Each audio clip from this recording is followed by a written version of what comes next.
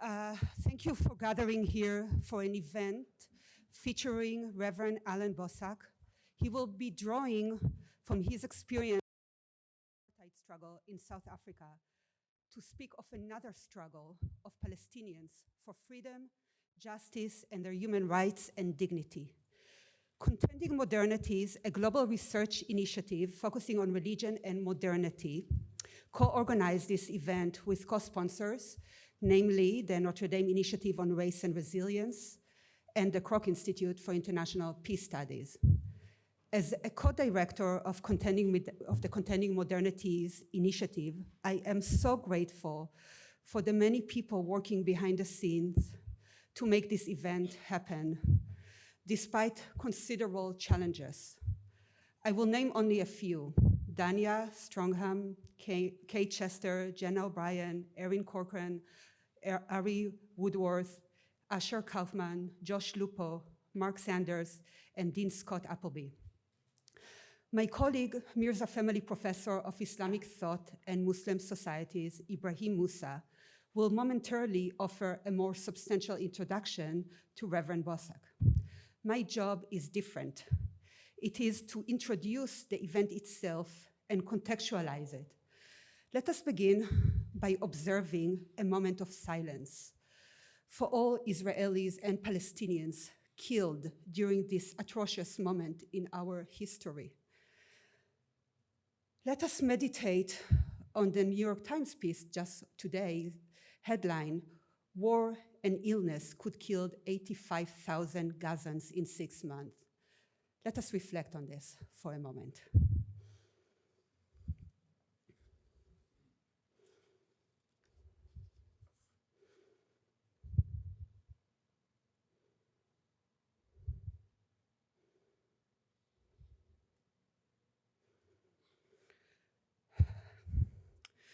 My name is Atalia Omer. I'm a religion, conflict, and peace studies professor at the Kroc Institute, one of the units comprising the Keough School of Global Affairs. My research has focused on religion, violence, and peace-building praxis, with a particular focus on Palestine, Israel. As I read through Reverend Boesak's biography, I found 2 points of connection between his participation in the struggles against South African apartheid and the realities in Palestine, Israel, that I am grappling with as a scholar of this case and as an Israeli Jewish person. The first point revolves around interrogating how religion becomes racialized and a tool for ideological oppression and domination. B'Tselem, a Jewish Israeli human rights organization, and other highly respectable human rights organizations such as Human Rights Watch and Amnesty International determined in recent years what Palestinians had said for many years prior, that the comparative legal category apartheid diagnoses the realities in Palestine, Israel, from the River Jordan to the Mediterranean Sea effectively. Albeit apartheid operates differently across various fragmented geographies of Palestinians, Palestinian citizens of Israel within the boundaries of 1948, or the Green Line as it's called, Palestinians in the West Bank, where they are subjected to an intricate regime of identification cards and checkpoints, Palestinians in occupied East Jerusalem carrying yet another identification card, Palestinian refugees from 1948, some in the West Bank, and Gaza, which had been under blockade for 16, 17 years before becoming subjected to what the International Court of Justice rendered plausible genocide a few weeks ago. Such fragmentation is an outcome of policies and designs now, as we speak, designs that are being interrogated in the ICJ as a case distinct from the genocide case that was ruled on a few weeks ago. These policies and designs represent a form of racialized religious oppression, and B'Tselem, the Jewish Israeli human rights organization, uses the concept of Jewish supremacy to describe the logic of apartheid in each of those Palestinian geographies that I listed a moment ago. The second connection connection point with Reverend Boesak's move during apartheid mobilization beyond interrogating religions linked to the racialized structures of violence is the focus on religion as a vocabulary for emancipatory strength and solidarity praxis. It concerns how and why struggles for justice require building broad intersectional coalitions, including interfaith actions and internal or intra-faith contestations by connected critics who seek to emancipate people from the claws of the worst interpretations of their traditions, if those inform entitlements to violence and to dominate others. Suppose religion is deployed to sacralize violence and sanction structures of oppression. In that case, it needs to be contested and challenged hermeneutically, which means from within the sources of the tradition itself, and through an ethics of relationality. On this specific question, I want to highlight one forthcoming event Contending Modernities is organizing for March 4th. It will feature Michael Manekin, a leader of a nascent Jewish Israeli movement called the Faithful Left. Manekin is a religious anti-occupation Jewish Israeli activist. He will discuss his new book, End of Days, Ethics, Tradition, and Power. I will moderate a conversation between Michael Manekin and Rabbi Brent Rosen, who is based in Chicago and is the rabbi of a synagogue that defines itself as anti-Zionist yet deeply Jewish.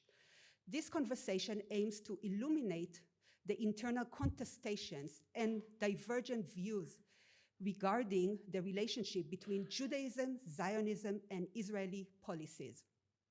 University campuses are optimal places for such contestations and discussions that allow for questioning status quo, enforcing talking points and scripted narratives. In the conversation we will host on March 4th between Manekin and Rabbi Rosen, you will see strong critiques of the Israeli assault on Gaza and the entrenched structures of the occupation, informed by their understanding of Judaism. We will also see divergences between these two Jewish interlocutors. Those divergences are partly related to their distinct positionalities. One is rooted in the Israeli context and in many respects is still operative within a Zionist frame. The other is rooted in Chicago, and his conception of Judaism is diasporic. For Rosen, like in the anti-apartheid movement in South Africa, making apartheid nicer or reformed in one way or another was not an option. It needed to be dismantled, full stop. One thing about the relationship between these struggles resonates with me strongly. I remember hearing a conversation between Cornel West and Jim Wallis, who is an American theologian and editor of Sojourner magazine. I was then a graduate student. Wallis was telling a story about when Desmond Tutu, in a protest, invited a white police officer to come and join the struggle, to join the winning side. The invitation conveyed a critical point about the distinction between the structures and ideologies that oppress and dehumanize the individual people who can disrupt the scripts they were born into and join the winning side, the side of justice. The pivotal insight here is that violent ideologies such as apartheid dehumanize the oppressor as well as the oppressed. In my work, and specifically in my book, Days of Awe, Reimagining Jewishness in Solidarity with Palestinians, which is an ethnographic work, I have studied broad-based coalitions in the US formed around the question of Palestine. I show how people in the movement understand the interrelations between struggles against anti-racism in the US and Palestinian liberation, concluding that Zionism and anti-racism are inconsistent with one another.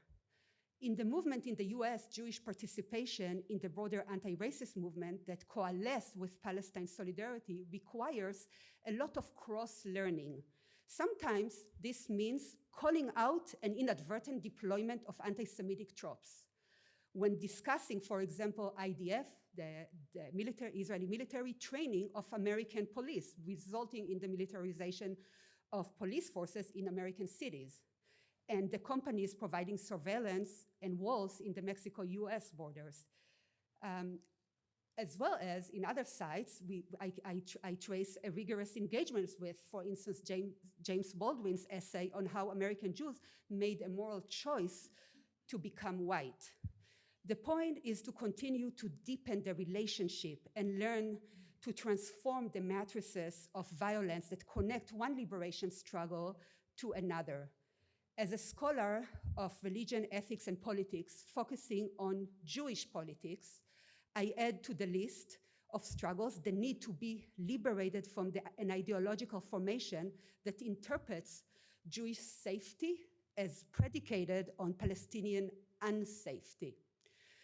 What shattered on October 7th was the illusion that Jewish safety could be maintained in perpetuity by keeping millions of Palestinians in a variety of cages or Bantustans. This concept from the South African case of apartheid is often used to describe the Palestinian map, where Palestinians are separated from Israelis so that the government of the latter may oppress the former. History did not start on October 7th. This year, we marked 75 years for the Nakba, which is how Palestinians refer to their catastrophe of 1948, when 750,000 people at least were driven out amid massacres and were not allowed to return, and 500 villages were destroyed by initially pre-state Israeli militias that then turned into the military. We mark 56 years of the military occupation of the West Bank and East Jerusalem, and 16 years of the siege on Gaza. It is important when we start telling the story. When I listen daily to the discourse in Israeli media about Gaza, I'm struck by an intense level of dehumanization of Palestinians and disregard for their lives. This is extremely painful. Beyond the utter destruction of roads, hospitals, schools, churches, mosques, museums, libraries, bakeries, and in unprecedented conditions of famine, we have reached the grim mark of 30,000 killed in Gaza since the aftermath of the horrendous murderous attack by Hamas on October 7th.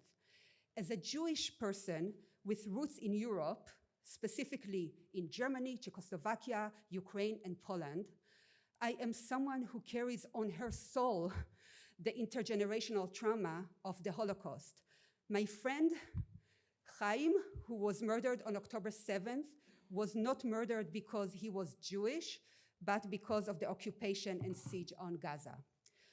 On March 5th, we will host a panel featuring Youssef Munayyer, who will address the weaponization of anti-Semitism as a part of Israeli public diplomacy, or hasbara, and how it detracts the conversation over and over again from a focus on territory to a focus on terrorism, also drawing on Islamophobic tropes, and from a focus on occupation to a discourse about self-defense. Munayyer heads the Palestine-Israel program at the Arab Center in Washington, D.C. In a conversation with Munayyer, a Palestinian American, by the way, we will have also a diverse panel from our faculty speaking on anti-Semitism and other forms of racism and hate. It is important to note that real anti-Semitism exists and that many people need to be educated on and unlearn anti-Semitic tropes. But it is important also to identify how and when an accusation of anti-Semitism is weaponized to silence and police critics, including Jewish critics of Israeli policies and Zionism, and also how it is weaponized to deny Palestinian lives and stories of displacement and belonging. I hope those of you here today will also attend our March 4th and March 5th events that will help further investigate those issues. So in my ethnographic work with American Jewish critics of Zionism and Palestine solidarity activists, I learned that the ancient Rabbi Hillel's profound, insightful questions capture what it means to be Jewish for Palestinian liberation. Rabbi Hillel, who lived during the first century of the Common Era, asked, if I'm not for myself, who will be for me? If I'm only for myself, who am I? If not now, when? That last question, if not now, when, became the name of one of the most prominent Jewish activist movements for ceasefire. Many Jewish activists have mobilized against the assault on Gaza with the cries, "Don't mobilize my grief, not in my name, never again to anyone. Jews will not be free until Palestinians are free." In other words, that capture two things. One, the lessons of the Holocaust cannot mean the displacement, domination, and erasure of another group of people that did not instigate the Shoah. If I'm only for myself, who am I? Second, struggles for liberation are interconnected. For the American Jews I studied in my book, Days of Awe, this conclusion was the upshot of a long process of what they termed unlearning, a particular narration of their identity as Jews that equated it with uncritical and unquestioning support of a political project called Israel. Rabbi Hillel's three questions and how they inform our moment of struggle connect to the lessons Allan Boesak brings from the South African struggle and its reliance on building broad interracial and interfaith coalitions to dismantle the structures of violence. Today's event seeks an understanding of what, speaking from the depth of the one case of South Africa, can illuminate about the other case of Palestine-Israel and the long history of Palestine-South Africa solidarity. Those links are deep. Every time I visit Ramallah with my Palestinian friends, I stop by the magnificent statue of Mandela sent by South Africa as a solidarity gift. It's giant, it's standing tall with a clenched fist. And when I stand by it, by the statue in Mandela Square, I remember that the response to the question, which side are you on, should be an easy one, even for me, a Jewish Israeli, and that I should join the right side of history, the drive for equality, dignity, and freedom for all, and dismantling systems that racialize and hierarchize humans. To join that kind of framing is an option open to all of us. To me, this is the value of today's event. And with this, I welcome Professor Moosa to introduce Reverend Boesak. Thank you.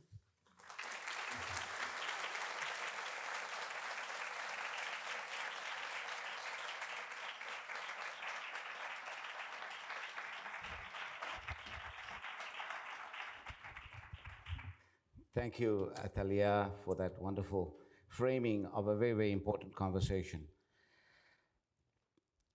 How does one capture the work and impact of a theologian, a clergyman, and a political leader of the caliber of Reverend Dr. Allan Boesak in a few sentences? Well, by just telling the truth. Allan Aubrey Boesak was born in the town of Kakamas on the banks of the gorgeous Orange River in what is today South Africa's Northern Cape province. After high school, he was educated at the University of the Western Cape and the Theological Seminary of the Dutch Reformed Mission Church, as the colored church was named at the time. At the age of 22, he became an ordained minister of the Word and Sacraments of the Dutch Reformed Mission Church in the town of Paarl outside of Cape Town. Allan writes about how his mother raised them and struggled to make ends meet. His mother, who never finished elementary school, took on 3 jobs and went to extraordinary lengths in order to get them educated. The family produced 3 ministers and 5 teachers. In 1969, Dr. Allan Boesak received a scholarship to study at Kampen Theological Institute in the Netherlands, where he focused on ethics and political theology. The wellsprings of Dr. Boesak's theology were Black theology, which emerged from the Black consciousness movement pioneered in South Africa by Stephen Bantu Biko, who was murdered by the apartheid regime, but also South American liberation theology, the writings of the Peruvian liberation theologian Gustavo Gutierrez. And of course, the other major influences were John Calvin, Abraham Kuyper, and Dietrich Bonhoeffer, who was executed for resisting Nazi rule in Germany. All these currents fueled Boesak's theological apparatus. Among his interlocutors in the US were, among others, Nicholas Wolterstorff and James Cone. But Allan also drew extensively from the theology of Dr. Martin Luther King Jr. and from the work of Malcolm X. Dr. Boesak, in turn, formed his own account of the theology of prophetic resistance. Prophetic resistance not only made him express his dissatisfaction with the Dutch Reformed Church, but also it became his personal testimony. Prophetic resistance for Dr. Boesak is just not testimony, but also a witness for an alternative. This witness proclaims that both black and white, poor and rich, Arabs and Jews are all created after God's image, which allows for no discrimination and rejects subjugation, and about which we will very soon hear in great detail from our speaker. Returning to South Africa after his studies abroad, Dr. Boesak was the minister at the Dutch Reformed Mission Church in Belhar, where he became more focused on the political situation to resist apartheid. Dr. Boesak was in the meanwhile elected as president of the World Alliance of Reformed Churches in 1982, a position he held until 1991. In that pivotal role, he relentlessly campaigned for justice and freedom in South Africa at an international level. It was also at the same time that he rose to prominence during the 1980s as a critic and an opponent of the National Party, the party that legislated racial segregation and settler colonialism called apartheid. Dr. Boesak played a preeminent role as a major, and when I say major, I mean major anti-apartheid activist alongside Archbishop Desmond Tutu. He became a patron of the United Democratic Front, the UDF, which is a very, very important movement from 1983 to 1991, and that the UDF transformed and emboldened the victims of apartheid to rise against their oppressors. During that time, he was continuously harassed and imprisoned by the apartheid police. Once negotiations began towards a transition in 1991, Boesak was also elected chairman of the Western Cape region of the African National Congress. Dr. Boesak has published over 20 books with more recent titles like Children of the Waters of Meribah, Black Liberation Theology, the Miriamic Tradition, and the Challenges of 21st Century Empire. Also notable is Kairos, Crisis and Global Apartheid, the Challenge to Prophetic Witness. In 2013, the Christian Theological Seminary and Butler University in Indianapolis appointed Dr. Boesak as the Desmond Tutu Professor for Peace, Global Justice, and Reconciliation Studies, a 4-year position he held jointly with both institutions. Soon after arriving in Indy, Allan was kind enough to invite me to Butler, where we connected again after many decades. It is an honor to host you at Notre Dame. In a small detour down memory lane, Allan, I want to recall our work together in South Africa, how along with hundreds, if not thousands of others, we were arrested when the mass democratic movement defied the state of emergency in March of 1989. On that day, the police, the military sprayed us with purple dye water cannon that came to be known as the Purple March in the heart of the city of Cape Town. And they held us until late at night, until lawyers freed us. Talking of resistance, our colleague Rashied Omar had already spent a month in apartheid jails during his years as a student activist, as a 17-year-old. And if it were not for good lawyering, he would have possibly gotten a 5-year sentence to Robben Island.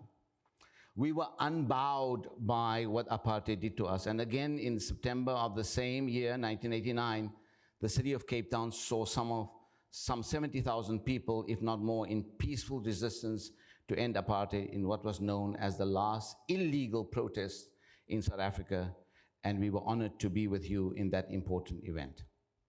Allan, you have been the embodiment of the tradition of truth-telling, prophetic boldness, and freedom of speech, which Michel Foucault, in his work, reminded us is called by the Greek term pariha.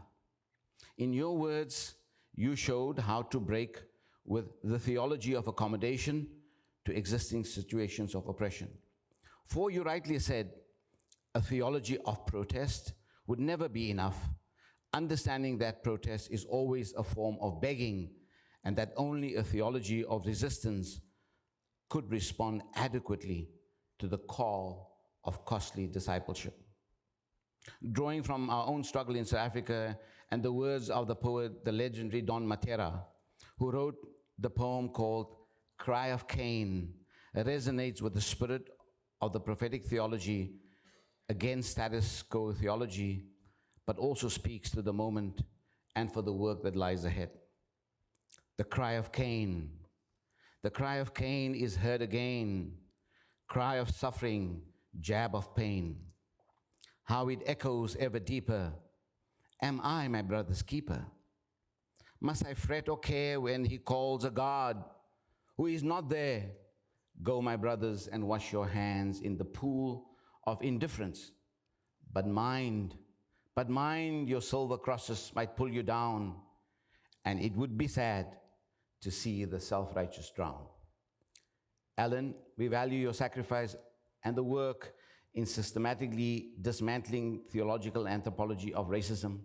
We learned from you about being unashamedly Black and reformed, how you embody the Bell Confession, which I'm sure you will talk about today, that important witness and teaching that declared apartheid, legalized settler colonialism to be a sin.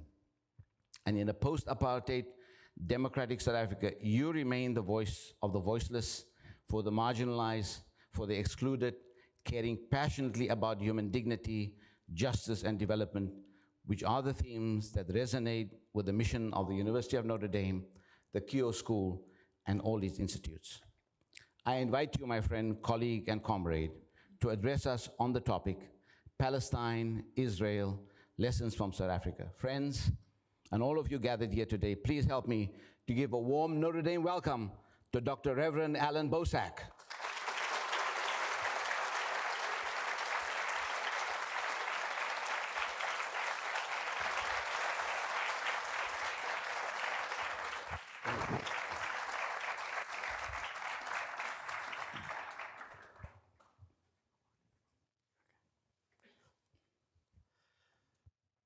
Thank you very much, Ebrahim, my friend.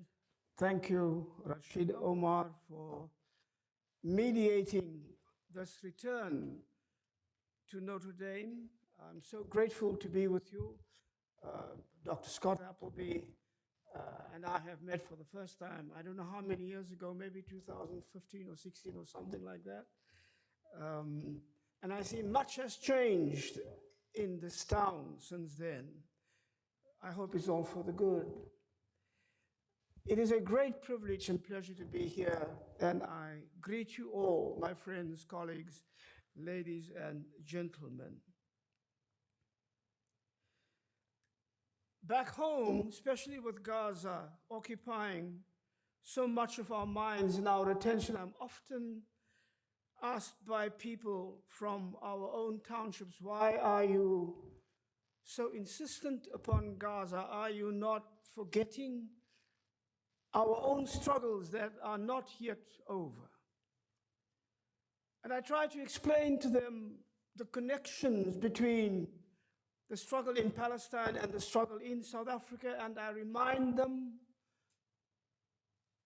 of the fact that these struggles are global struggles and that the bonds are global because it is all about saving the soul of humanity, whether it is at home in Khayelitsha or in Bonteheuwel or whether it is in Gaza. But I'm doing it also for another reason. In 1987, I was privileged to visit Lebanon, and that was the time when Al Shatia camp was still the largest refugee camp around. And at the end of our visit, they took us to the home of an elderly couple. And I will never forget that the woman who was our host that afternoon, we talked about the struggle and what she was doing there and how she had to flee from their home in Palestine and were now part of this exiled refugee community. And she walked to the wall, and there was this kiss that our people used to have, even in South Africa, opened it, where all the treasures were kept, little cups and saucers and beautiful coffee kettle. And she made us some coffee, and while we drank, she looked at me and she said, "Are you going back to your home?" I said, "Yes." And she said, "Promise me one thing." I said, "What is it?" "Please do not forget us. Remember what you saw here in these days." So that's the other reason I am here. I'm trying to keep that promise. And that's what I tell my people too. So every time right-minded Black South Africans have the opportunity to visit Israel, Palestine, they come away with a profound sense of shock. And it is the shock of recognition of profound disorientation. It is the shock of relived trauma. This is apartheid, we understand almost immediately. It is the sense that something as irrelevant as the color of one's skin or what is called racial identity has condemned you from the day of your birth. It is the onslaught upon your dignity through discrimination, through 1,000 humiliations every day and in every imaginable situation, and the relentless, deliberate process of dehumanization. It is the sense not only that your very life is being threatened at every turn, but in the eyes of those holding you in subjection, your life is utterly worthless. It is the ongoing tragedies of dispossession through theft of land and forced removals, destruction of property, and devastation of communities legalized and legitimized by what they call the law, enforced by the violence of their state. It is the myriad ways in which one is told that one has no place in the country of one's birth. It is the shamelessness with which it occurs, and it is always the violence, systemic, structural, physical, pervasive, and in a perpetual spiral of viciousness. And at its heart, unspeakably destructive and ultimately self-destructive though it may be, is the force that gives it all meaning, namely exceptionalism. Since 1948, South Africa, with its draconian, racist, white supremacist and exclusivist policies, had set the world a particularly vicious model of oppression and discrimination, injustice and exploitation.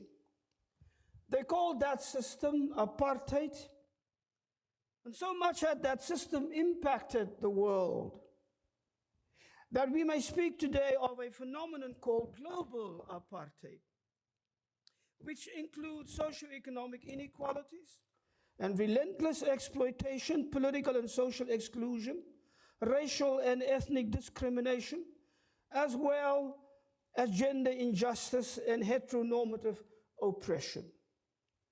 The common element there is not always the dominance of the racial element as the systemic, violent, pervasive, and totalitarian nature of that oppression. And again, it is driven by an unshakable sense of exceptionalism. The general reference globally today is the division of the world between the so-called 1% and the 99%, made crystal clear in so many reports and studies, of whom Oxfam's annual reports I find the most accessible. In January 2017, Oxfam reported that just 8 white men own as much wealth as half the world's population. 1 in 9 people do not have enough to eat, and more than 1 billion people live on less than $1.25 a day in 2020. Oxfam reported that in 2018, billionaires' fortune grew by 2.5 billion a day, while the 3.8 billion of the poorest half of humanity saw their wealth decline by more than 11%. In 2022, Oxfam told us this: as poverty levels increased to record levels and workers struggled with decades-high prices, 2/3 of the world's countries failed to raise their minimum wages in line with economic growth. Despite huge pressure on government finances, 143 out of 161 countries froze their raise on the richest citizens, and 11 countries even lowered them. The situation today is, of course, much worse than 2-3 years ago. Global apartheid is not only real, it is growing. And the greatest victims are always the poor, the powerless, and the marginalized, especially the women and the children. The description of Human Rights Watch is frighteningly recognizable when it describes India's treatment of the Dalits as, quote, hidden apartheid, unquote. Discrimination, denial of access to land, forced labor, degrading living and working conditions, abuse at the hands of police and higher caste groups that enjoy the state's protection. And here too is that ever-present element of exceptionalism in the caste system. And so in the last few years, emboldened by an aggressive state-sanctioned Hindu nationalism, it has been much more blatant, much more openly violent, and much more shameless. The term global apartheid expresses our understanding that apartheid is a system of governance expressed in politics and in actions that may occur anywhere and under different circumstances.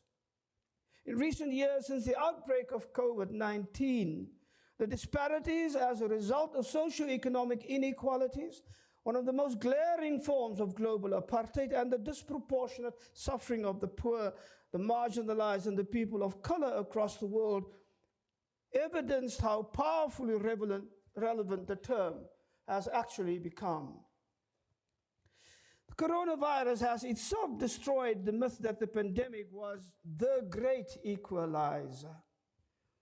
It's not only exposed the criminal inequalities in healthcare, it has exposed all the entrenched, structural, institutionalized, and systemic economic, social, and political inequalities, and the incessant, comprehensive war against the poor and the vulnerable globally and nationally.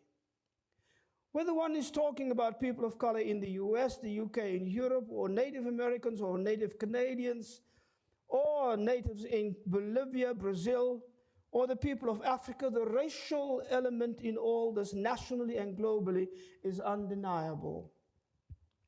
Experts say that poverty and hunger, diseases and violence exacerbated by this pandemic will, including gender-based violence, may dwarf the number of those dying of the virus itself. And all this flies in the face of calls of solidarity by world organizations, and Oxfam calls it a care crisis. The WHO calls it a moral and political crisis, and 30 years ago, German theologian Jürgen Moltmann spoke of a God crisis. That description seems to be more relevant now than ever. For our specific purposes today, a more particular and painfully precise example of the way in which apartheid is applied, globally understood, and more readily perceived is in the policies of the modern state of Israel toward the people of occupied Palestine. And from its apartheid wall to its policies of incarceration, to land theft, to outright genocide, as we speak, Israel is rightly called an apartheid state. The application of the term to the state of Israel has upset many, and many Zionists of all stripes, Jewish, Christian, and irreligious, especially since the term has been recently so deliberately embraced and applied to the Israeli state by world bodies, including the United Nations and no less than 5 international human rights organizations, of whom we all know now. But in the struggle against apartheid, the church has taken a very strong and principled stance against racism as the central tenet of the belief of the church that all human beings are created in the image of God. But our understanding of these matters gradually deepened. We came to understand, in contrast to earlier times, that with regard to racism, we could no longer speak of it simply in individual, personal, that is to say, attitudinal terms. We understood racism in its historical, structural, and systemic dimensions and manifestations as well. And we saw the racism applied in South Africa as part of a larger imperialist and colonialist project. Racism, as we discovered, is all the more devastating when it is linked with power and powerlessness. And dealing with racism means dealing with power relations, with systems of domination, subjection, and exploitation. For us, human dignity is not just political or social economic concept. It expresses the wholeness of the worthiness of our human beingness. The church began to speak of racism as a sin because it denies the human beingness of others. It denies the truth that all human beings are created in the image of God, people whose humanity is confirmed and made sacred by the incarnation of God through Jesus Christ. We are human in the likeness of God, which means not a physical likeness, but our unique, dynamic relation to God, and hence to one another. But the father of the Reformation strain that I belong to, John Calvin, expressed it even stronger. John Calvin writes that when God looks at us, God's created children, it is as if God is looking in a mirror. In seeing us, God sees God's self. Now that is as close to an affirmation of the divine in us that Calvin ever came. Hence his conclusion that therefore any person, whoever and wherever they may be, and what they may be, is our brother and sister simply because they are human.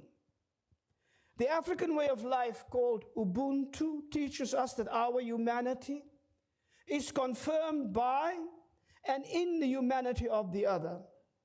That our humanness is affirmed by our recognition of the humanness of the other.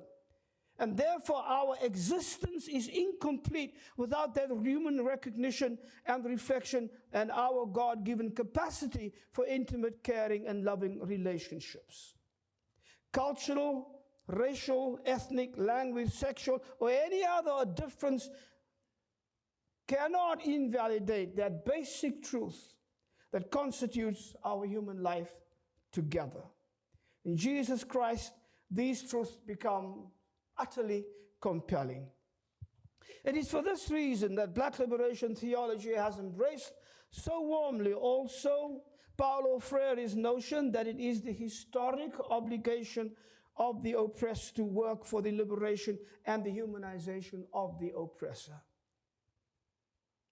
In 1986, in the midst of the darkest times of our struggle against apartheid, my denomination adopted a new confession that we call the Confession of Belhar.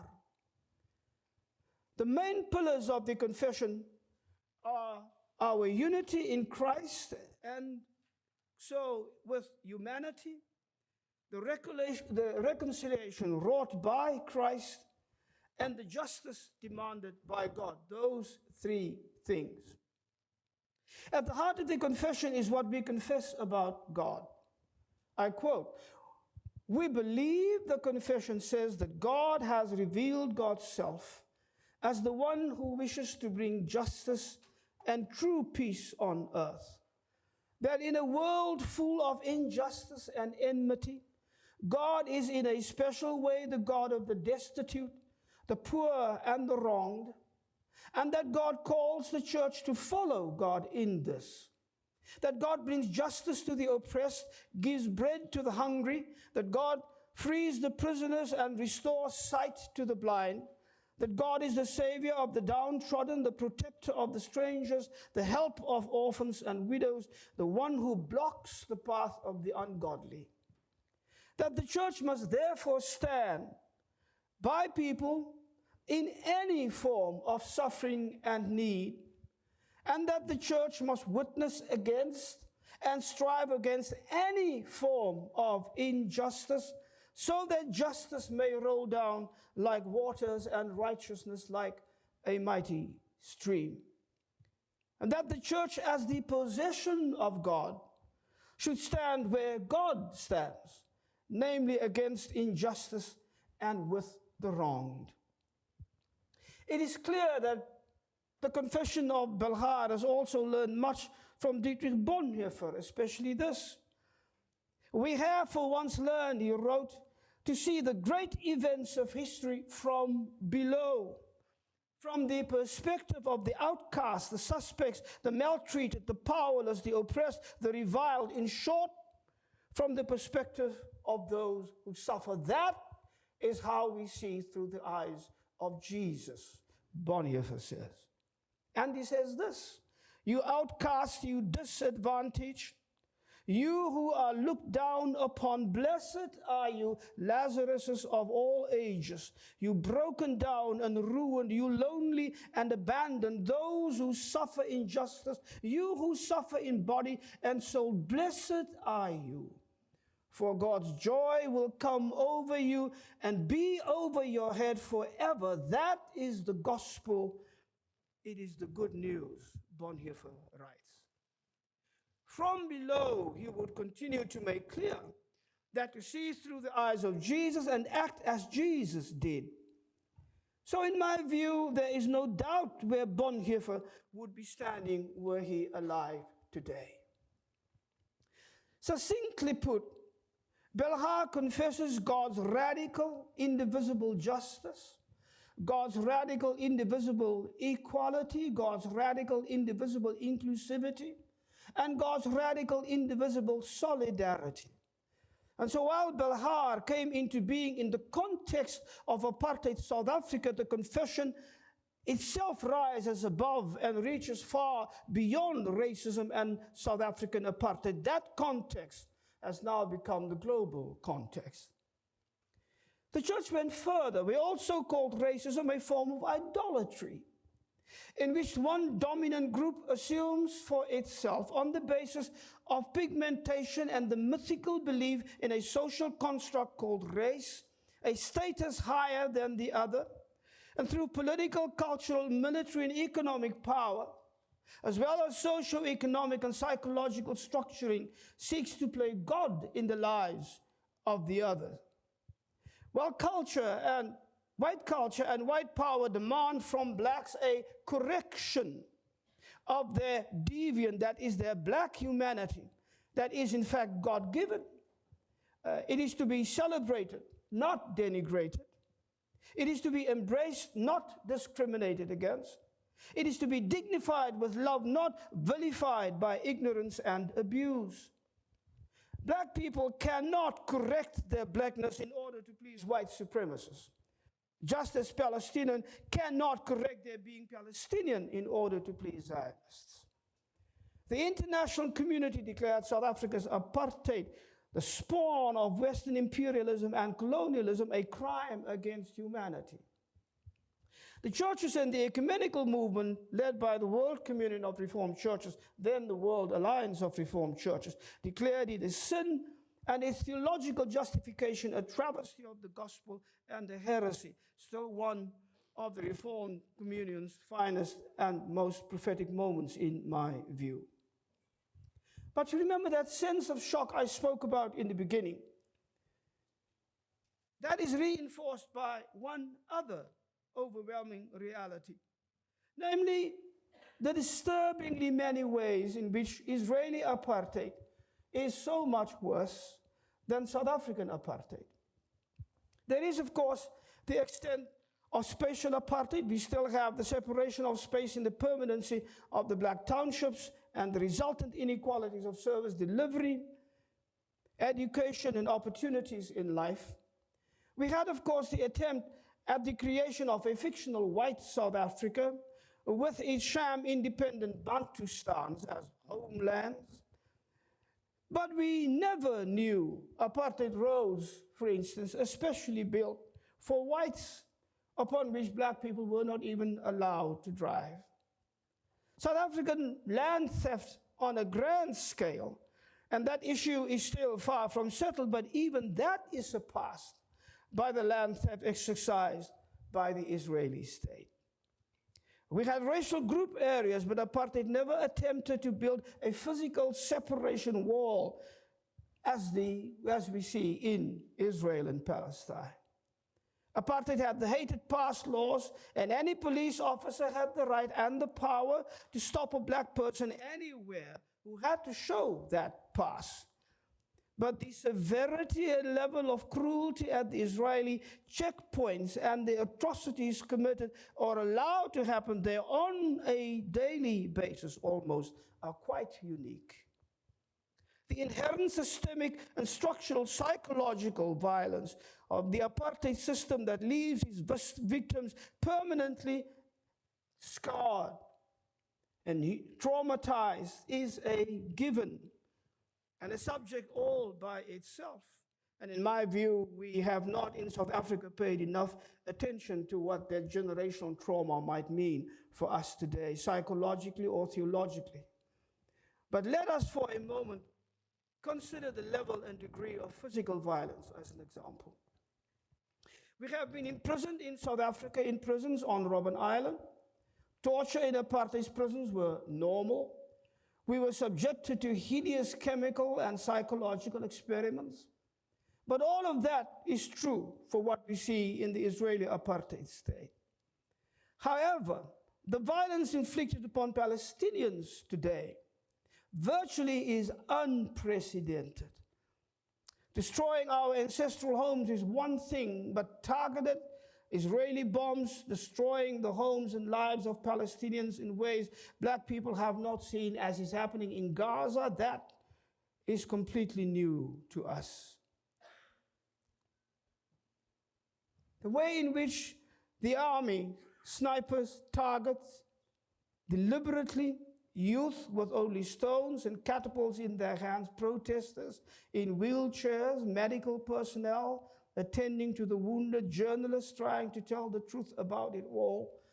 And one has no words for what is happening today to babies in incubators. Since the advent of imperialist invasions and colonialism, we had experienced the genocide of the San and the Khoi people, my ancestors. We had endured the massacre of our people, from the Siekui massacre in 1775 with 150 and more dead, the massacre at Bulhoek in 1921, to the Sharpeville massacre in 1960. The massacre at Langa Township in the Eastern Cape in 1985, where Archbishop Tutu and I presided at the funeral.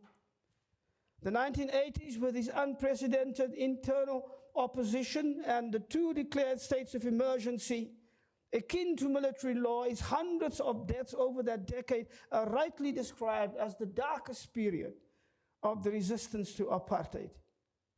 So black South Africans are familiar with violence being inflicted upon us. Truth be told, however, black South Africa under apartheid has not ever experienced the kind of terrorism and sustained war that is being waged against the Palestinian people on a daily basis now, hour after hour, unfolding before our very eyes as growing certainty The extirpation of the Palestinian communities has its ultimate goal, the annihilation of the Palestinian people in one way or another, whether it's by land or in their identity. It's the perfection of a ruthless, well-designed, internationally backed settler colonialist project. South Africans have seen terrible violence, certainly, but we have not seen a phenomenon such as in Gaza, rightly described as the world's largest open-air concentration camp. I'm talking about human dignity. The other day, journalist Jeremy Scahill quoted a human rights report, and he said that were, at that point, just 2 weeks or so ago, 2 toilets in Gaza for every 483 people. Talk about human dignity. Now this, I have seen in the Bantustans. That I have noticed. 1 tap for 900 families, that we still have.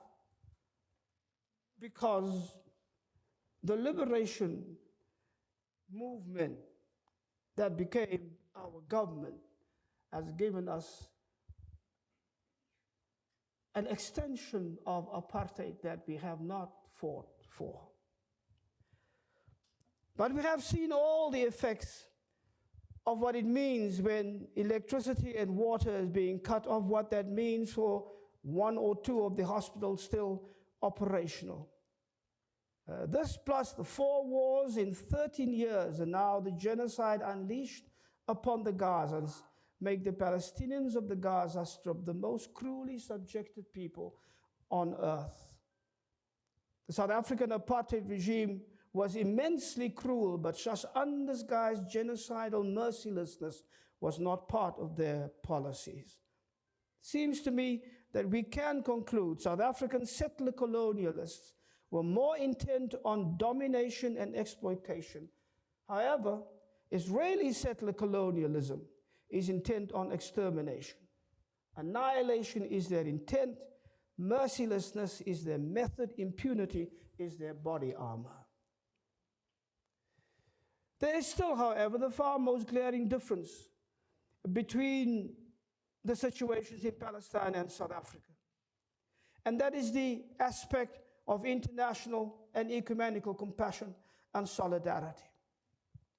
In South Africa, from its formal inception in 1948, apartheid was allowed by the international community, led by the countries of the West, to run amok until about 1960. Then, for the first time, the world became more aware of what was happening in South Africa, and especially since 1976 and the revolution of the children. But it is now more than 70 years since the Nakba, and at least in official government circles, Palestinians, their plight, their unearned suffering, their subjection, and the cruelties that they must suffer, their right to freedom and dignity, do not even seem to exist for the governments of the West. The world sees, the world knows, the world participates in myriad ways, and the world remains unmoved. And this is the most egregious difference between our struggle and the Palestinian struggle for freedom and justice until now. As Archbishop Tutu and I traveled the world pushing this campaign against apartheid, we saw the growth and effectiveness of worldwide anti-apartheid sentiment, especially here in the United States, and in many cases, like in Germany, it was the women in waves of solidarity and commitment that opened the way for pressure on the South African government. We even saw that when the United States had its anti-apartheid legislation pushed through Congress, Mr. Reagan, then on the throne, had vetoed it. And in a much miraculous way, a bipartisan Senate overturned that veto. I was told then in 1986 that it was the first time in a foreign affairs matter that a presidential veto was actually overturned. God sometimes moves in the most unlikely places. But it remains my conviction that if we did not have this international solidarity and the international campaign of boycott and divestment and sanctions, that the South African struggle would not have come to an end in the way that it did, and as soon as it did. The churches of the world came to our aid in ways that had to this day set the standard for ecumenical solidarity and Christian love and faith and in action. Palestinians, for decades, had no such support until now. Now the streets of every capital in the Western world are flooded with people standing up against the occupation and against the genocide. And by their sides are hundreds and thousands of Jews uttering that powerful cry, "Not in my name." In South Africa, we are privileged almost every Friday to have a Shabbat meal with Jews for a free Palestine in South Africa at one mosque or another every Friday. It's one of the most amazing experiences in my life as long as I had been in the struggle for the last 40, 45 years. It seems that the cry, "How long?" that Palestinians have been uttering for so long is at last being answered. And it's been answered by those who have the integrity and the right to speak more than anybody else. I can't tell you what it did to my soul when I saw the flashes on my screen of my laptop of those 300,000 Jewish brothers and sisters blocking up the streets of New York City, blocking up Central Station, what is it called, at peak hour. That's activism. That's real. If you've got to mess them up where it hurts. So they understand that. But that makes it unnecessary for me to explain to my people that being a Jew does not equate with being Zionist. It makes it unnecessary for my people to come and understand and say, this is the difference between Mr. Netanyahu and Anthony here that you see every Friday. Omar knows him as he speaks at the mosque. We were there together for a Shabbos meal at Claremont Mosque. And that makes all the difference in the world. And so where do we go from here? The black church in this country has been very hesitant on this Palestinian question. But in the last few weeks, we have seen a letter written to Mr. Biden, signed by 1,000 black preachers of all denominations.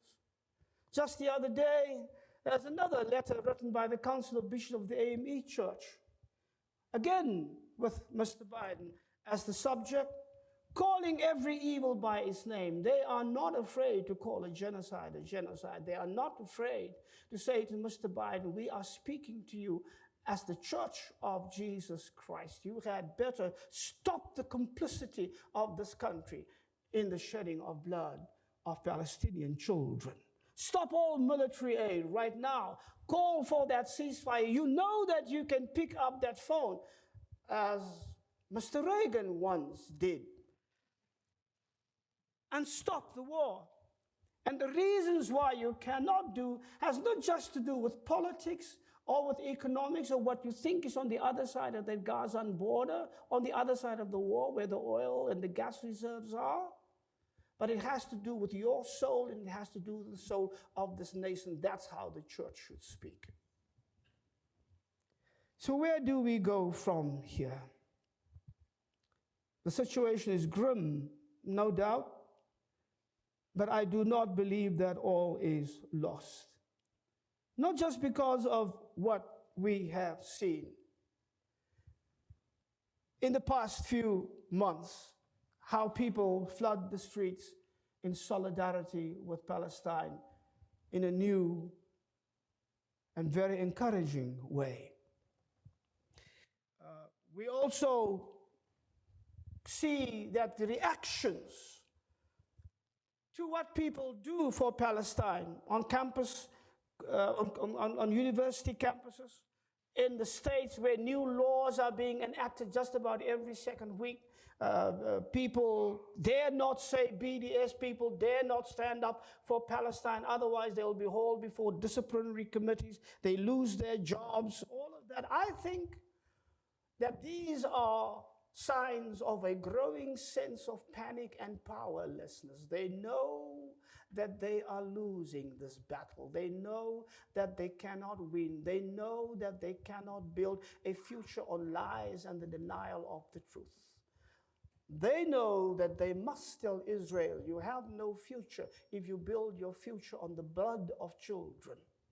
All of that are signs of a new way.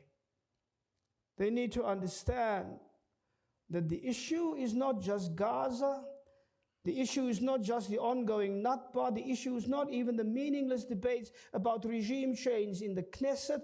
The issues are the occupation, the stolen land, the unfettered citizenship of all people, and an apartheid state that has made peaceful coexistence impossible.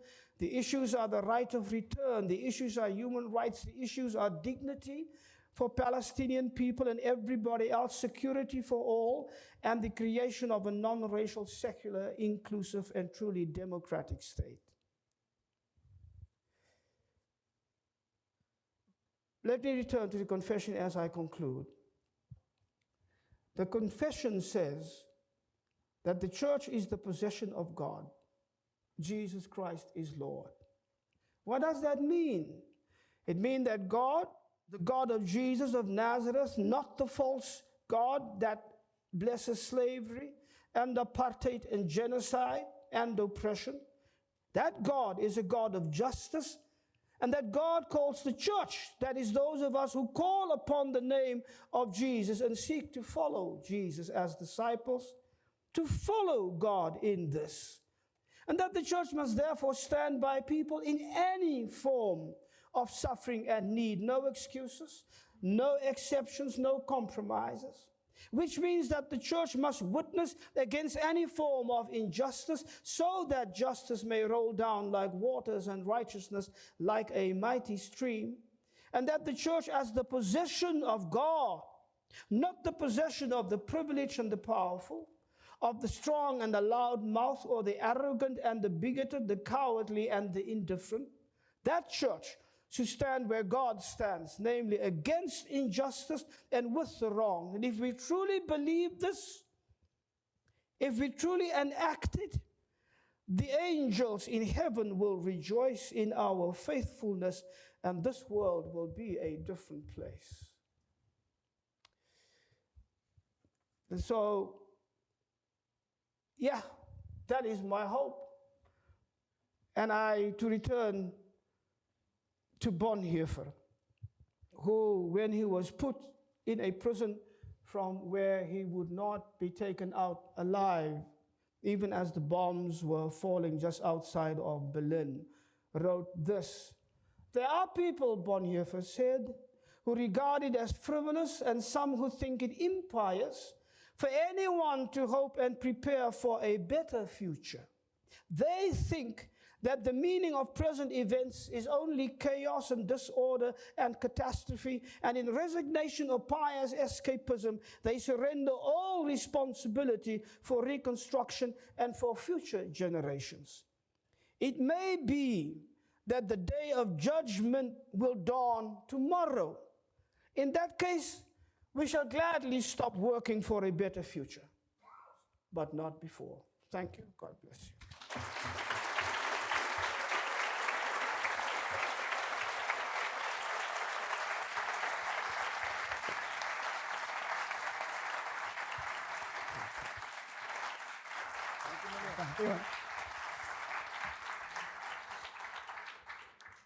Thank you, Dr. Boesak, for that wonderful, insightful speech. It's now my honor to call upon my colleague, Imam Dr. Rashied Omar, Teaching Associate Professor at the University of Notre Dame, to deliver a few remarks, and there will be time for question and answers. Thank you very much. Imam Rashied.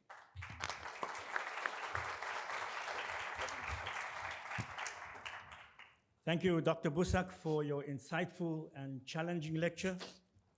Your thoughtful reflections once again demonstrates and confirms that you embody and exemplify what Black Kairos theologians in the anti-apartheid struggle in South Africa called prophetic theology. Witnessing for justice by speaking truth to power. I would like to just identify 3 critical lessons that peace practitioners and social justice activists in the United States and across the world can learn from the Palestine solidarity movement back in South Africa. And I can testify to the fact that you, Dr. Boesak, as I've said, you embody and exemplify all of these 3 lessons. The first lesson is that people, especially in the global South, were inspired by the South African government's courageous stance in taking the State of Israel to the International Court of Justice for accountability. But Dr. Boesak, you and I and our compatriots, we know that this bold and courageous move by our South African government was not prompted by a cabinet decision on its own. Rather, the South African government's intervention at the ICJ was largely in response to the unprecedented South African Palestine solidarity movement that has emerged and that is burgeoning at the grassroots level and at the civil society level across our country. And it has been led and guided by leaders such as you, Dr. Boesak, and others. Truly inspirational was the mass support and the passion the South African solidarity movement elicited for the liberation of Palestinians from settler colonial occupation of the past 4 months. The protest mood, as you have described, not only across our country, but in fact across the world, it is reminiscent of what we witnessed at the height of the South African anti-apartheid struggle during the 1980s. And it has given us renewed hope. The lesson from South Africa is crystal clear, that community-based activism and grassroots movements, they do matter. And they have the power to move intransigent governments despite the odds. The second critical lesson that has emerged from the current South African civil society movement in solidarity with oppressed Palestinians is that leaders such as Dr. Boesak are deliberately and consciously, as you heard him say right at the beginning of his lecture, making links and consciously channeling, strategically channeling the vibrant energies of this powerful grassroots civil society solidarity movement to re-energize and to sustain the myriad of local struggles South Africans have had to face after 3 decades of living in a post-apartheid South Africa. One such struggle is against the endemic crime and gang violence, which is crushing wholesome community life in marginalized communities in the city of Cape Town and elsewhere in our country. And so in a modest attempt to link our local struggles with that of our solidarity with Palestinians, some leaders like Dr. Boesak are creatively linking the call for a ceasefire in Gaza to a call for a ceasefire in the gang wars in marginalized communities in the city of Cape Town to end the cycles of crime and violence experienced daily in these communities. This is another critical lesson for all solidarity movements across the world.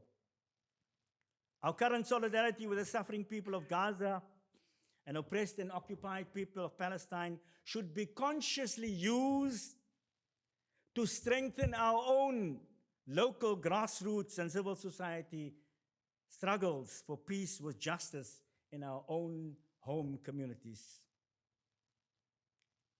Here at the University of Notre Dame's Kroc Institute for International Peace Studies, we call this intersectionality, meaning all forms of oppression are interconnected, and therefore all struggles for justice need to be aligned and in solidarity with each other.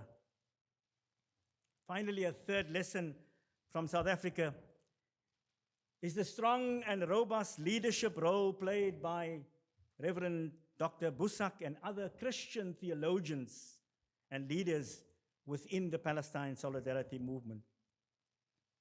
For this helps to counter the false narrative that seeks to frame the anti-colonial struggle of Palestinians into a religious conflict between Muslims and Jews. In this regard, as you have mentioned in your lecture, it has been truly inspirational in South Africa to attend those weekly Friday evening Shabbos for Gaza services, called by a group naming itself South African Jews for a Free Palestine. The Shabbos is usually convened at the Sea Point Beach Promenade and supported by people of all faiths and of none.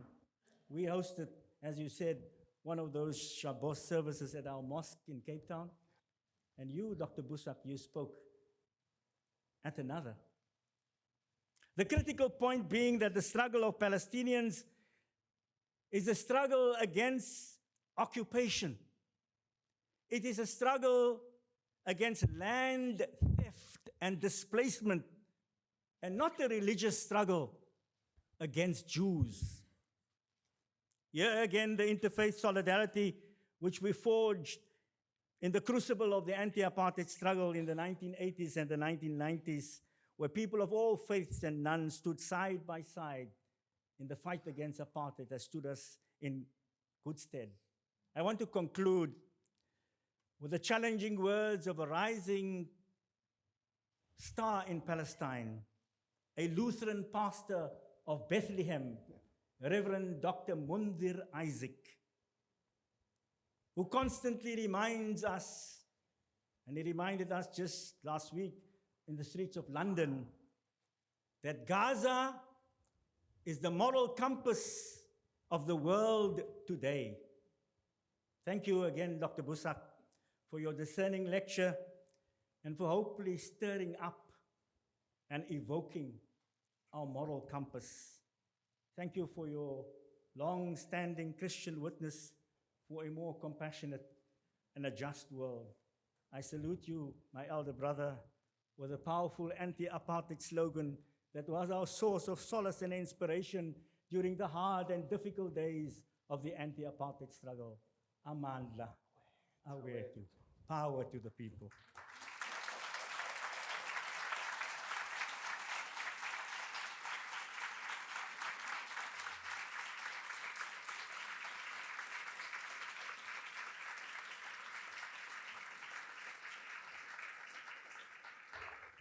Power to the people. You have an opportunity to ask questions to especially Dr. Boesak or to Imam Rashied. Feel free, there are microphones roaming around. Just put up your hands and you'll be able to take one from this side and one from that side. Okay. Yes, please. Thank you very much for a very powerful presentation. I also use the apartheid model in my classes to teach about the conflict, but I also problematizes it by bringing in a nationalism. And it's a word that you did not mention, I think, even once in your presentation. I mean, the way I see the conflict foundationally is a struggle between two national movements, and it has racist elements. Israel is using apartheid systems of control that are clearly could be classified as apartheid. But there is a very strong national element to the conflict, which you did not address. I wonder if you can reflect on that with us. You can go right from there. Thank you. Thank you for that question. I think that you are right about nationalism being a very powerful force. In that case, it's almost a manufactured nationalism that we are dealing with, is it not? It is a manufactured nationalism built on concepts and precepts that are not authentic or homegrown in that sense. We think of nationalism as a group that brings people together around a kind of ideology. Now, Zionism is that ideology, but does it have the power of a nationalist movement that can bring all people together? In South Africa, when we first talked about nationalism way back, I say we, the people who started this thinking in the beginning of the 20th century, 1910, 1912, saw themselves, the African National Congress, as a national movement. But it was a national movement that they saw, for want of a better word, I hate this, but let's say black Africans only. And until they learn that is a manufactured concept, that it is in a sense an exclusionary concept, and that the nationalism that we're looking for is a much wider thing that must bring people together. Then for the first time, it began to have meaning for all sorts of people in South Africa, bringing all, but it was not until the Black Consciousness Movement and the United Democratic Front that we really knew what it meant to stand together on that basis. So the nationalism that we fought was the nationalism of white supremacy, that they turned also into a nationalist thing that was not for real. And so I'm sure you thought much more about this, but I think where it is an element in that, it might, in my view, not be the driving force right now. I think it is a conglomeration of elements that are being brought together in a rather, as I say, manufactured way. And I don't know how long that can last, and that's why it may be crumbling the way it is crumbling right now, if I understood you correctly. Thank you very much. Another question? Yeah, if people could also introduce themselves when they, that's Asher Kaufman, the director of the Kroc Institute, who just asked the first question. Goeiedag, Pastor. Or afternoon. I am Lehlono January. I am a master's student studying a master's in international human rights law at the law school here at Notre Dame. My question is around accountability. Seeing that South Africa has taken, a leading role with ensuring accountability in the international stage by taking Israel to the ICJ. My question is centered around accountability at home. When you consider how many South Africans have enlisted or are currently fighting on the side of the IDF, and there's been a lot of political chatter amongst a lot of the political leaders in South Africa about, these individuals being prosecuted. And when you also consider how many schools in South Africa boast about having individuals enlisting to fight on behalf of the IDF after matriculating. A school in Cape Town went on TV and said that, it was proud that 22% of its students enlisted to fight for the IDF. So my question is around not only ensuring accountability on the international stage, but seeing that accountability is also ensured domestically. You are right, of course. Thank you for that question. Dr. Rashied Omar is correct in saying that South Africa's government would never have taken the case to the International Court of Justice had it not been for the persistent pressure that we had put on them. I mean, when we had that first march of 10,000 people, I'm just talking Cape Town, I'm not even talking Joburg and Durban, all those other places, I'm talking Cape Town, 10,000 people contained in the area of Salt River and Woodstock. And then we had a march of almost 200,000 people in the whole of the city. And we had rally after rally after rally. where we made our demands very, very clear. And if it were not for that, the South African government would never have taken that step. So that was in reaction to people's power. It was also in hopes of when they do that, then we would let go of the other demands. So we had other demands. And one of the demands was indeed that we close down the Israeli embassy, for instance. Now, my argument has always been, South African government does not have the power of the Biden government. Cyril Ramaphosa cannot pick up the phone, as Mr. Biden can but won't, to tell Mr. Netanyahu stop the war. But we must do, was our argument, what is in our power. Even with going to the ICJ, my argument was consistent. See, it's almost as we're taking our power and we're giving it into the hand of those judges. And what they do with it is outside of what we can control. Do what we can control. In other words, BDS is something that we can control. Do that. Holding South African citizens to account to go and serve in the IDF. There are laws that we have that cover that. Why don't they do that? Making sure that South African ports are closed to Israeli ships or ships that trade with Israel. We can do that, but they won't.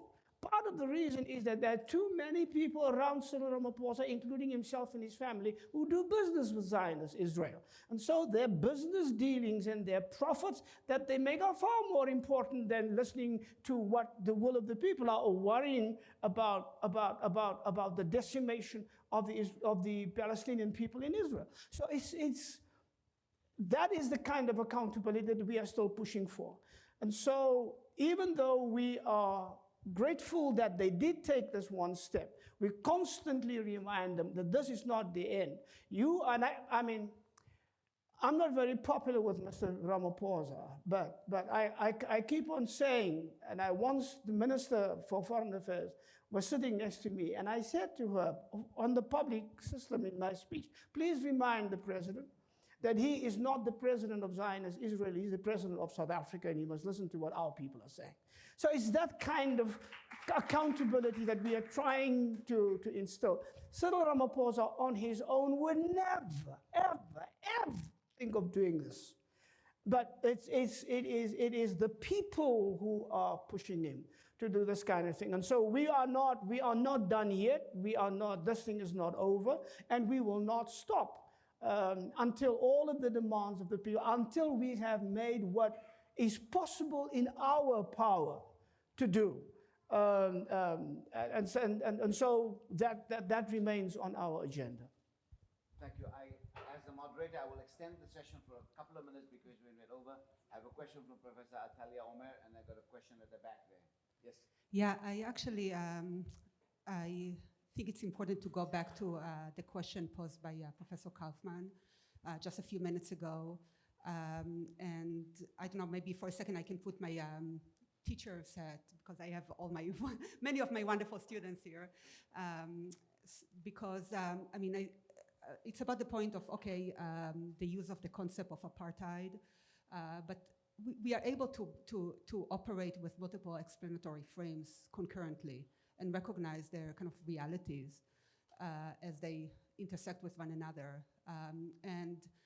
So we are able to think about, to understand and recognize nationalism as a real reality that is very, very powerful. And of course, it didn't land from the sky. It's produced, people are socialized, incubated into it, and so forth. We can also bring the framework of settler colonialism.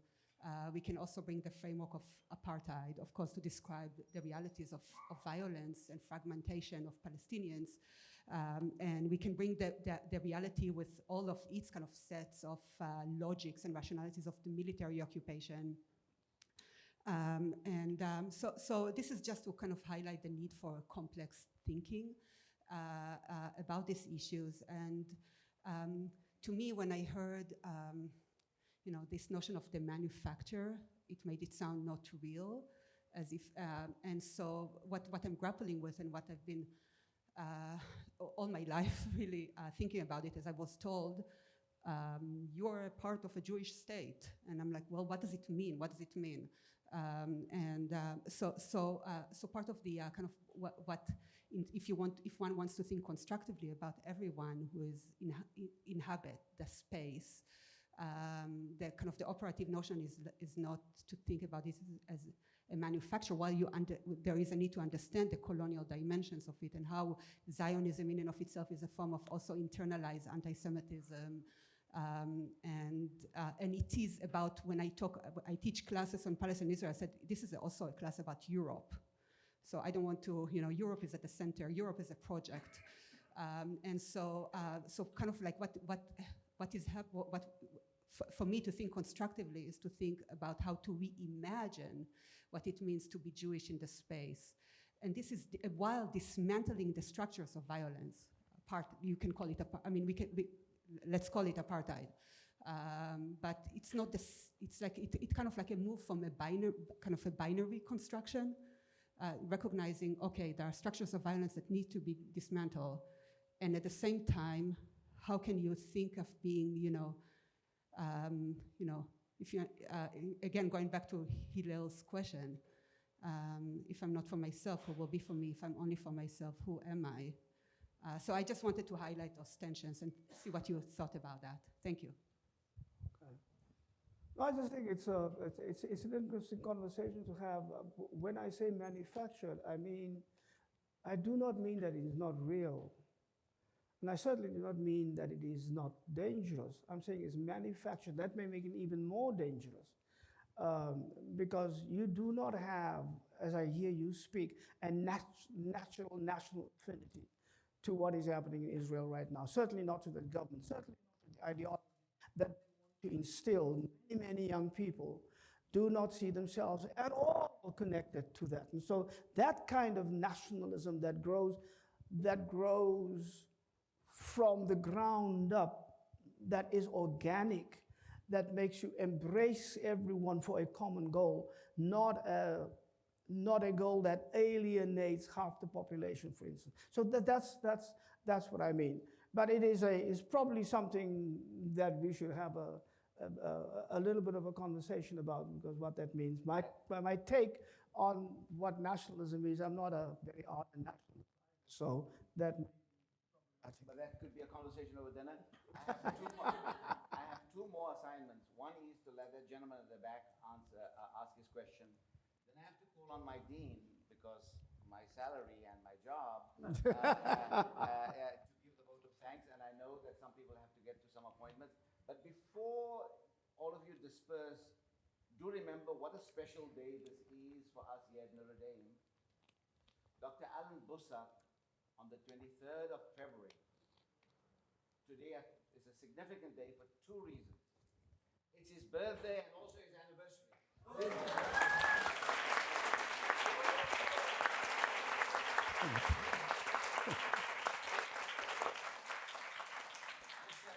Can you keep your questions short? And then, Scott, can you please come to us? No, he's going to ask a question, but that will give you time to get him. Yeah, first of all, happy birthday, Dr. Boesak, and also happy anniversary. Talk to my wife about the anniversary. My name is Tim, and I'm a junior here studying at the University of Notre Dame. My question is kind of this post-apartheid kind of environment where we find ourselves in. We see that the ANC, the African National Congress, is actually, in fact, Ramaphosa actually stole millions of dollars from the government revenues and continues to kind of exploit the system that was left behind in apartheid to continue to fund his own wealth. And also we see that in the West Bank, we see the party Fatah, they are actually sometimes aligning with Israel, and they're incredibly corrupt too. And we see Hamas, their leaders are like, in Lebanon, they're in Qatar, they're safe, while they're, the Palestinian people are actually being bombed and massacred. So I'm just like curious to see what's your take, and how can the people themselves keep their leaders accountable in South Africa and in Palestine? Thank you. Thank you, Joe. It's difficult to keep leaders accountable when they are in exile and the people on the ground. And that is why homegrown internal resistance is so important. And for that same reason, there was this gap, I won't say gulf, but a significant gap between the internal resistance led by the people and the in exile. So to keep those leaders accountable, you need much more than just proximity. You need much more than just a kind of common ideology. You need a spiritual connection that the ANC had lost. I don't know. I think the people of Palestine do not think of their leaders and Hamas who have to be in Lebanon, for instance, for safety, or in Qatar, or wherever they are. I think they see the leadership of Hamas in Gaza, and that makes a difference. What's going to happen? The interesting question is, what's going to happen to that illegitimate body they call the Palestinian Authority, that Mr. Biden so very much want to be in power after all of this is over? And how, if the people can be insistent enough to say the leaders that we choose that will take us into the future, that's another link with South Africa that we didn't have time to explore. Take us into the future is not the leadership that you will choose for us, wherever they may come from, side. And that's going to be a different kettle of fish altogether. Thank you, Reverend Dr. Boesak, for that. It's now my pleasure to ask Dean Scott Appleby to deliver the vote of thanks. Dean Appleby. It does fall to me the happy pleasure of thanking Reverend Dr. Boesak for, among many other things he's given to us today, is an embodiment and expression of what we mean when we say that religion is a vast, internally plural tradition. A lot of contestation. Here we have a Christian voice who reaches deep into that tradition and interprets it in a way that drives home the truth at the heart of this tradition, in this case Christianity, namely that God is with the crucified, the tortured, the brokenhearted. And that retrieval of a vast and complicated tradition is what we've seen on display here to the cause of justice.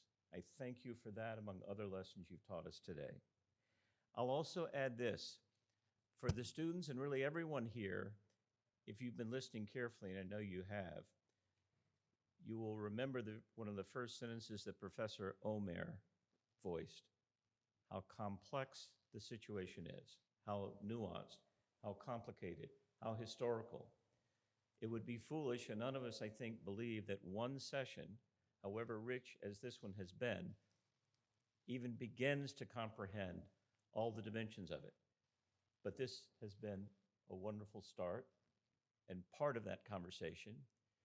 What we try to do here at Notre Dame and the Keough School and more broadly is create enough events and spaces for students and faculty and distinguished guests to air all responsible views on whatever topic it may be. And you will see, you've seen already, you will see in the weeks and months ahead, there will be other opportunities within the Keough School, within the Kroc Institute, and in the broader university, because this is what a university does. It welcomes reasoned debate. It always rejects hate speech, but it's not shy from going deep into issues of justice, compassion, and mercy. And that's why I'm so pleased that you've been with us and that all of you have attended. Thank you so much.